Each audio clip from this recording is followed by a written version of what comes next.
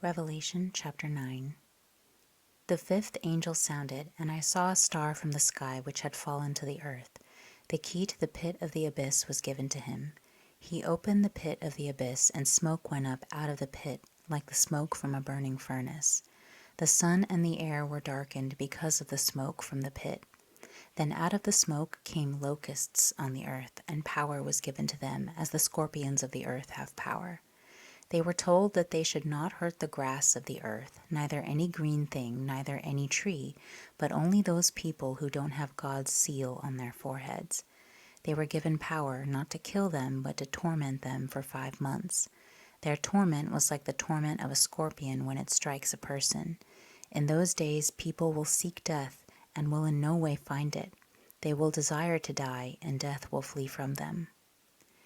The shapes of the locusts were like horses prepared for war. On their heads were something like golden crowns, and their faces were like people's faces. They had hair like women's hair, and their teeth were like those of lions. They had breastplates like breastplates of iron. The sound of their wings was like the sound of many chariots and horses rushing to war. They have tails like those of scorpions with stingers. In their tails they have power to harm men for 5 months. They have over them as king the angel of the abyss.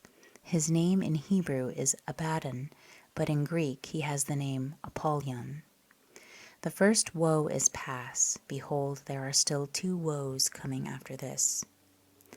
The sixth angel sounded. I heard a voice from the horns of the golden altar which is before God, saying to the 6th angel who had the trumpet, Free the 4 angels who are bound at the great river Euphrates. The 4 angels were freed who had been prepared for that hour and day and month and year, so that they might kill 1/3 of mankind. The number of the armies of the horsemen was 200 million. I heard the number of them. Thus I saw the horses in the vision and those who sat on them, having breastplates of fiery red, hyacinth blue, and sulfur yellow, and the horses' heads resembled lions' heads. Out of their mouths proceed fire, smoke, and sulfur. By these 3 plagues 1/3 of mankind was killed, by the fire, the smoke, and the sulfur which proceeded out of their mouths.